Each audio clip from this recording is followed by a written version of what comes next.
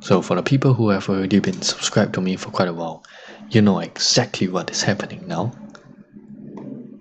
And it's my holidays again. Well, not so much, because halfway through my holiday, unexpectedly I was told that I would need to go work somewhere else for my final year project. So yeah, my holiday's been cut short. But that will not stop me from making this video. So one of the things I'll be doing is pixel art, but there's a twist to it. I'll be doing pixel art on Excel. Now you might be wondering why Excel? There are other free programs. That is because I have some schoolwork that may or may not require Excel to be submitted, and I kind of want to draw on it so that maybe I can get some pity marks. And the second thing I'll be doing will be explained in the second part of the video.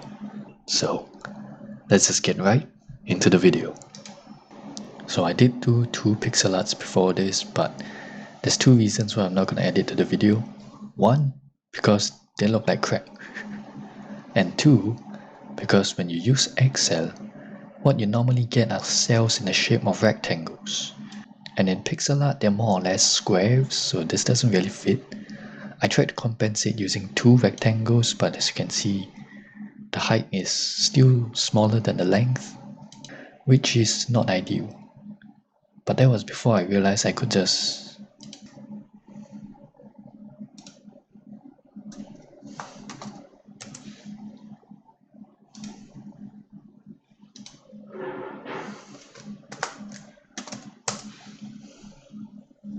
and now you have perfect squares. Well, I am dumb. I'm really goddamn dumb. Now while I attempt to draw an eyeball in the background, let me explain a few things. I did do some research about pixel art before this, so I watched quite a few pixel art tutorials, so let me explain a few things that I found out. Now one of the most reoccurring advice I've gotten is something called hue shift. Now I'm not 100% sure what it is, but from what I can infer, it seems hue shift is to have a palette of different shades of a certain color, so that helps you add details in terms of shadows, lighting, things like that. Now this is a problem for me because first I'm using Excel, but mainly because I'm colorblind, so different shades of a certain color may or may not look exactly the same to me. But luckily for me, Excel technically has a sort of a hue shift because it has a built-in palette of colors in different shades. So I guess that counts. Now I know this eyeball looks horrible. I tried to add veins using a darker red color, but now it doesn't even look like veins. I don't even know what I'm looking at, but it's looking back at me.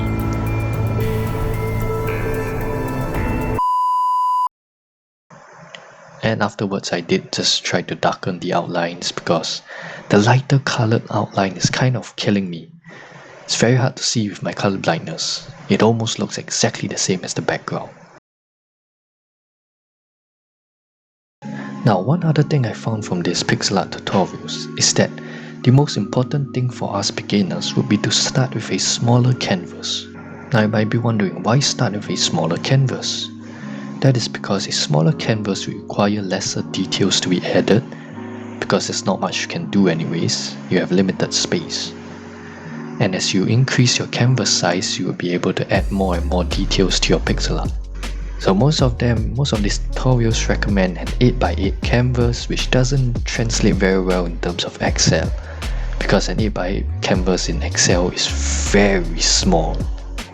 So I just started off with an 18x18 canvas on Excel to give me a little bit more space. So I decided to start with an 18x18 canvas and slowly work my way up.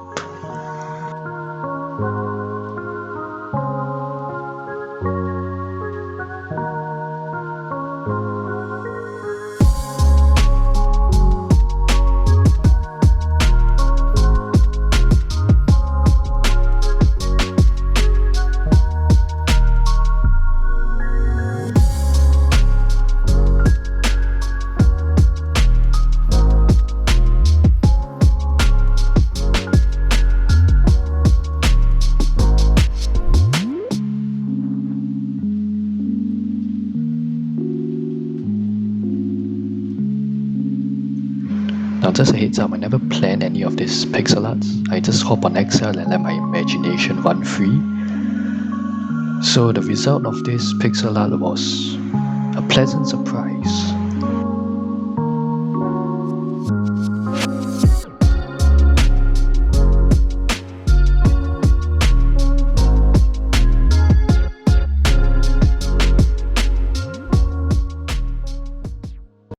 It's good. Let's just see what we can do with that. Can we think of anything that we can make from this? I don't know, a tent?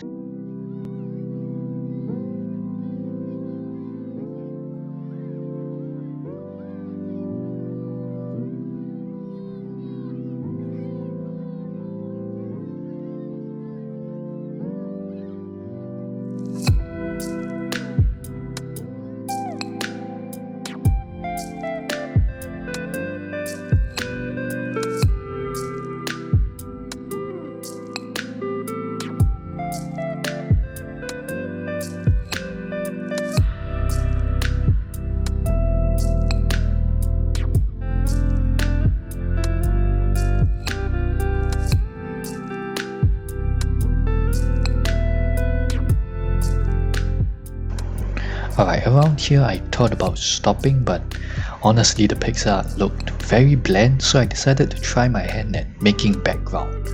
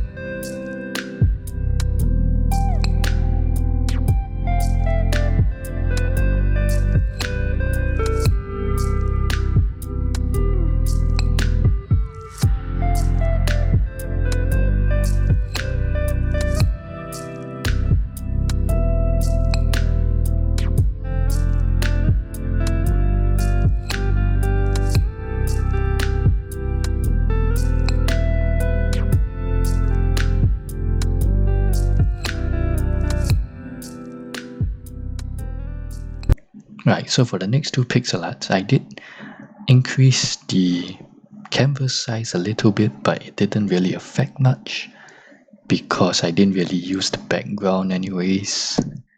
So for the first one, I was just drawing like two eyes, and then I made a nose, and I decided looks like a cat, so let's make a cat. And here is the end result.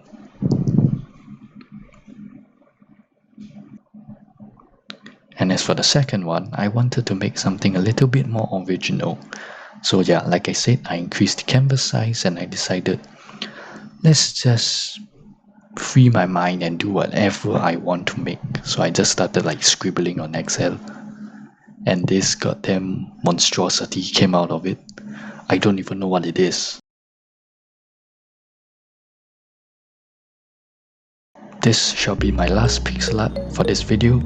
I decided to go big or go home, using a canvas size of 100 by 100. Now the canvas still looks like a rectangle. I have no idea why.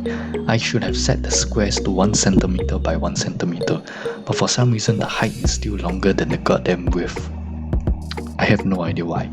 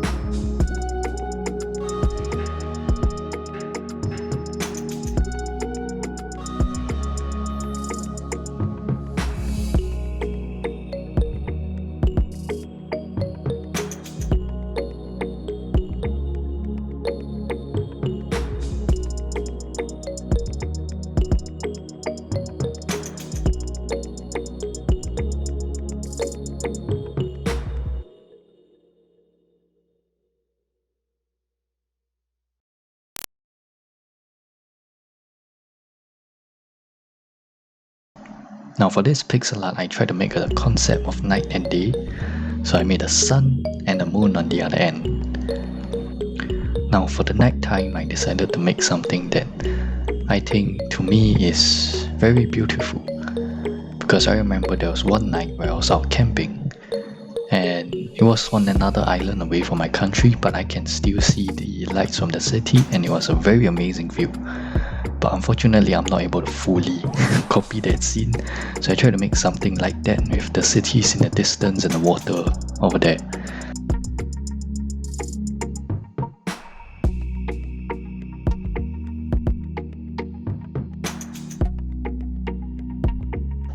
Now for the one with the setting sun, which is like evening time, I can't think of a single thing to put there, so I just left it as it is. I tried to draw birds, but yeah, it did not work out very well.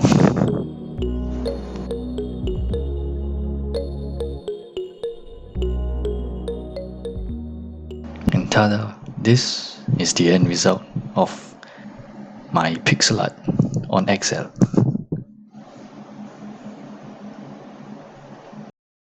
And that about wraps up my pixel art journey on Excel.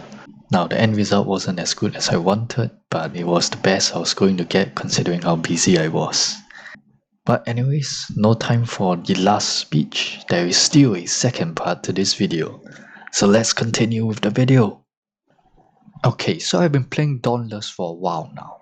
It's not very long, but I've always wondered, is it possible to beat every single behemoth using nothing but the basic gear you get when you start the game?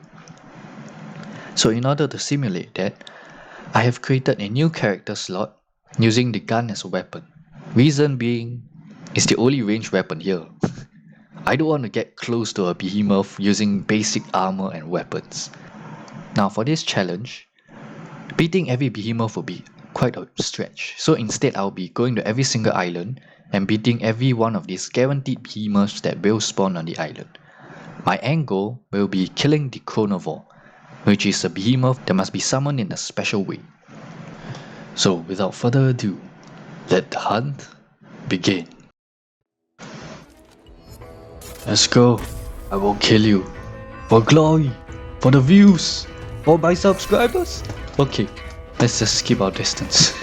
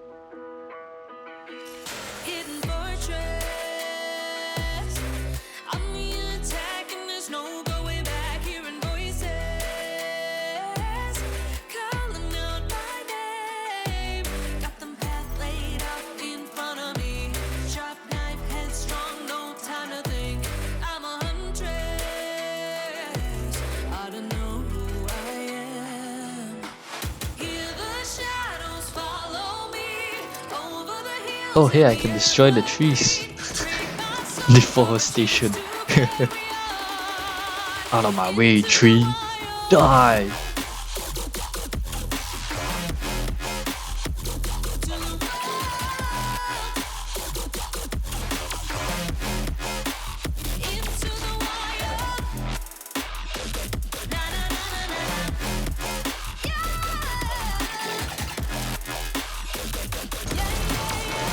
Nice, we got it.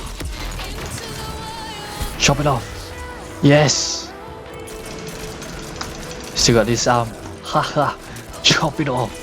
Chop it all off!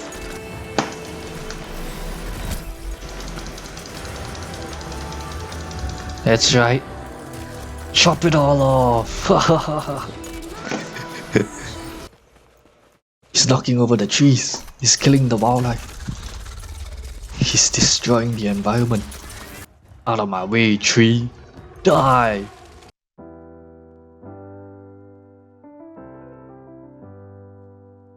I get lost sometimes and I can't seem to find a light between the walls I built for myself right in my mind.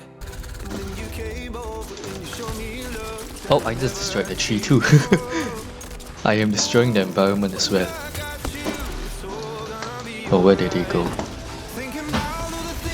Okay, laser incoming! Gotta go to the other end.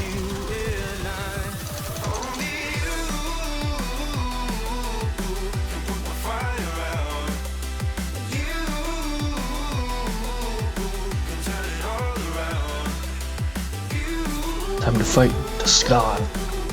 Charge!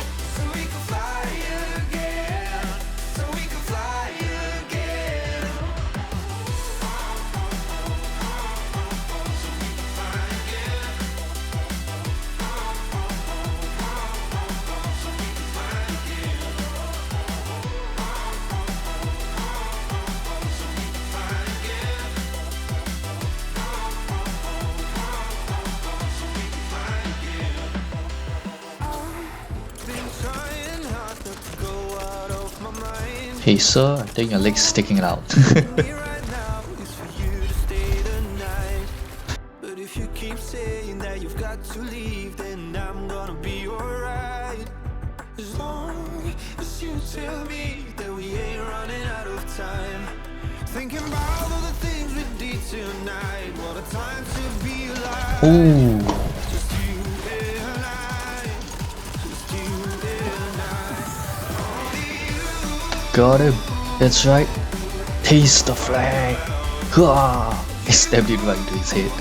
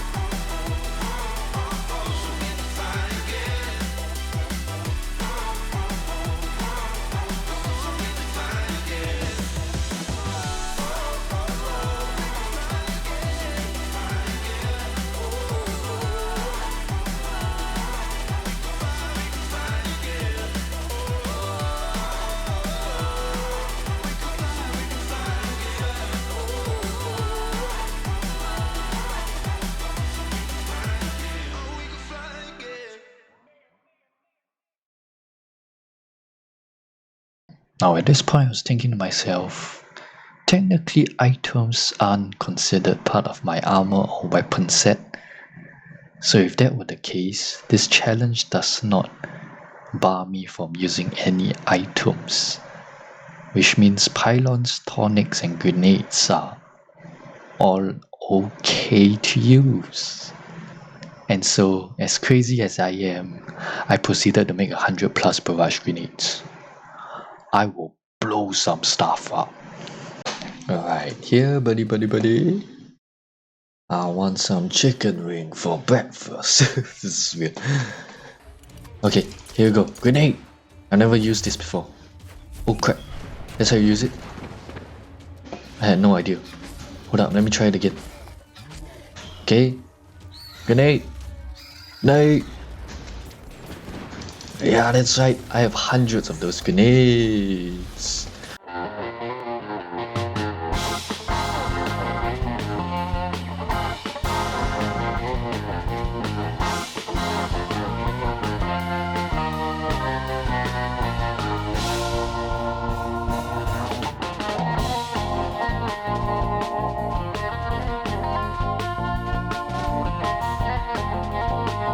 There we go.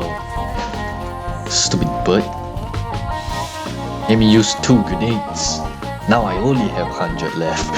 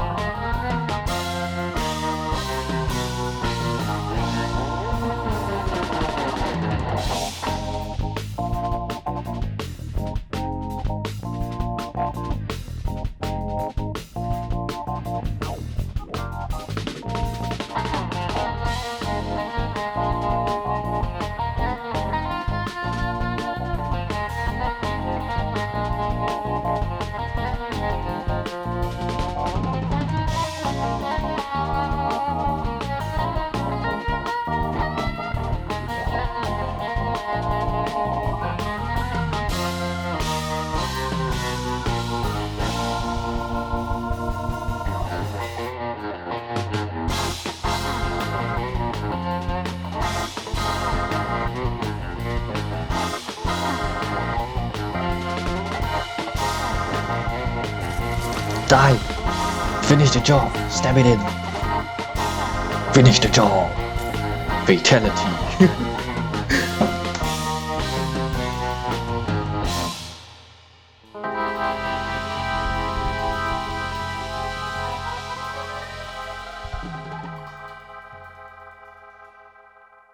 Alright, from here on I'm gonna give a few commentary because the bosses here on out gets quite difficult. Not this one, this is the Nizaga. It's really not that difficult. The only hard part about it is it keeps shooting out spikes, and these spikes can shoot lightning balls that will literally trace you. That is the only hard part about it. You can just shoot it down, so it's not really much of a problem. Now I just want to talk about the repeaters for a second. You know, at the start how I said it was a good idea? Yeah, I regret that now because the repeaters are unable to interrupt behemoths. Although later on I did unlock the mine, which should be able to interrupt behemoths, but here's the problem. The mine is a landmine, which means it is very close to, it is literally flat on the floor. And literally every behemoth's move which can be interrupted is when it lunges into the air. You see how the mine doesn't work? That is how bad it is. But later on I still kept it for extra damage, so because why not? Now the boss here I believe would be one of the hardest that I would face, the Coverbug, one of the insect type behemoths, and I believe that the insect type behemoths are the most annoying in this game. However, luckily for me, I cheesed it. I hide behind the box. There's nothing you can do if I hide behind the box. Now what are you gonna do, attack the box? Oh, this is genius. Oh yeah, what are you gonna do, attack the box, huh? Attack the box? What are you gonna do? Oh crap! Oh my god, dude, this is genius. Oh my god, this is actually genius though.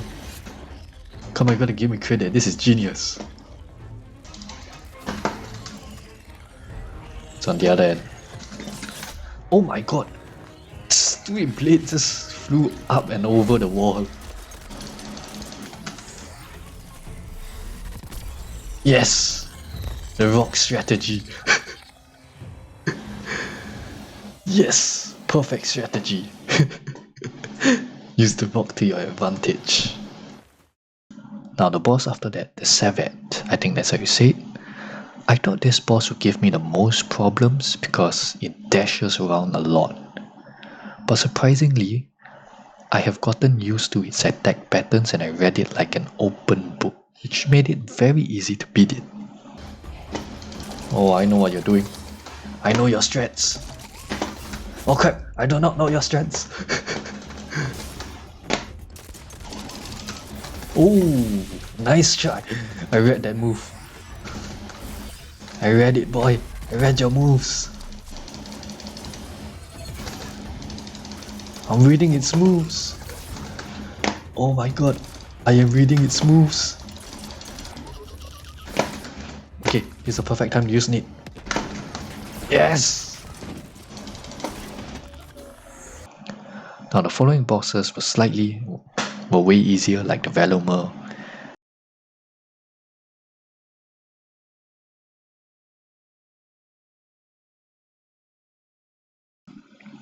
Well, the Frost Wolf did give me some problems, but once I reached level 20, I went back there and killed it. So not much of a problem. The Rift Stalker was a bit of a pain. I wasn't able to beat it, but luckily for me, the second attempt, it spawned in at level 13. Now let me explain how this works. On an island, there is a level range where a behemoth can spawn between, in this case, level 13 to level 15. And so I got lucky the second time around and got a Rift Stalker at level 13, making it a lot weaker and a lot easier to beat.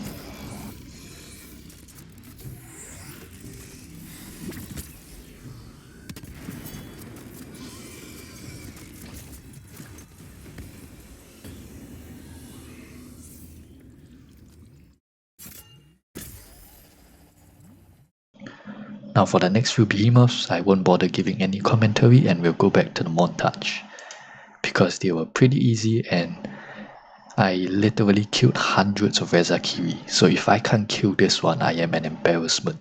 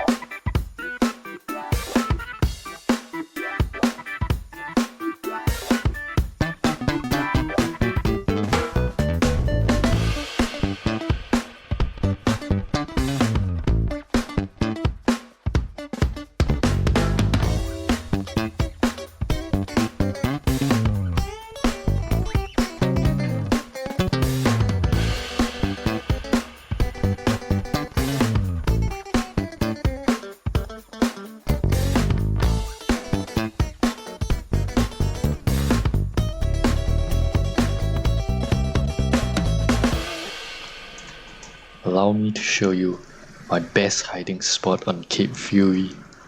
This is the best hiding spot in the world. Watch. Just walk right here and drop. Welcome. I found this glitch spot by accident. I was fighting a boss up top. Yeah, this is one of the boss areas, as you can see. I was fighting it and I fell down here on accident. This is by far one of the best hidden spots ever. You can't hit the bosses through the floor. I've tried it, so unfortunately it's not of much use. It's just a cool spot. It's just a cool spot which you can glitch to, which is under the map. Other than that, you're just trapped. Adios! And now we have arrived at the Chronovore. Now the Chronovore is notoriously difficult due to various reasons. One reason being that it spawns in at level 22, while the max level that players can get is up to level 20. So you can see how it's pretty difficult. But that is not the only part. The other part is that you need to gather 8 chronostones by beating the bosses on that island in order to summon it. And the event that summons the chronovore, you would have to go through 3 phases. You would have to fight 2 different behemoths, the first one at level 20 and the second at level 22. These 2 behemoths can be any random behemoth in the game, I think. Well, not all of them, but you get the point. While the third phase would be the chronovore itself. But that is just the tip of the iceberg. Now the chronovore itself is already super difficult, and let me give you the reason why. It has a move that I like to call abduction, where it sucks you up like a cow getting abducted and takes your goddamn soul away. And that move is literally an insta-kill the moment you get caught. So I didn't even know it was possible to dodge that move until I played a few more times. And you think that's it, right? One insta-kill move and a few phases. It's already pretty difficult. But no! It has another ultimate, which I have deemed the ground pound of oblivion. It will rise up beside you like a majestic blue whale, and then BAM! Your friends, family, loved ones, and everybody you know is obliterated, leaving you in a state of crippling depression. I'm sorry, that move has killed me hundreds of times. Now after trying the chronovore for a few more times, I have devised a strategy. I have used the Blitz Tonic in order to boost my attack by 15%, my attack speed by 15% for 60 seconds. And I'm able to use 5 of those, meaning that I will be able to boost my attack for 5 minutes during the chronovore's phase. And I have also brought with me 2 grenades in order to help. The barrage and the concussive grenade, I think that's what it's called. And that is about it. There is almost nothing else I can do at this point, but pray that this last try will go well. I'm all the sins that you can't confess. I'm just your ghost if we're not undressed. A part of me wish that we never met, but you act like we never. Got too wasted in the bathroom of your parents' house. Then you kissed me in the backseat of a taxi ride. And we said things that were cheesy, but we meant them. There were feelings, and now you deny it. You're in love with the idea of me, but you're not in my reality. Find it hard to even picture it, 'cause my reality ain't your reality, no.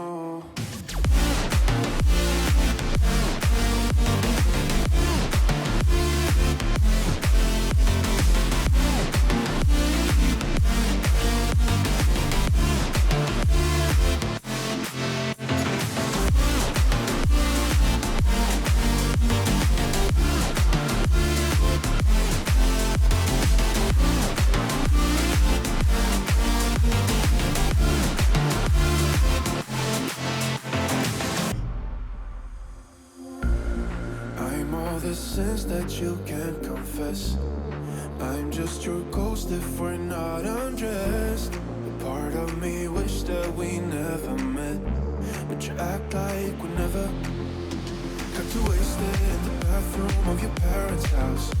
Then you kissed me in the backseat of a taxi ride. And we said things that were cheesy, but we meant them. There were feelings, and now you deny it. You're in love with the idea of me, but you're not in my reality. Find it hard to even picture it, 'cause my reality ain't your reality, no.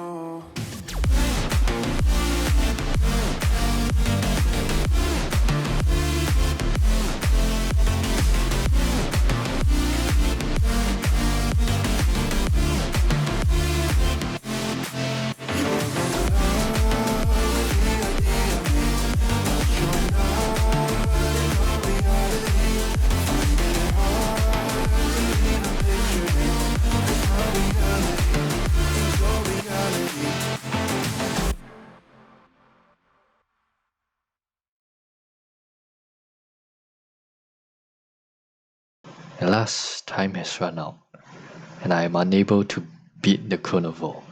In conclusion, is it possible to beat the chronivore with basic set? The answer is yes, but unfortunately, the person who beats it will not be me.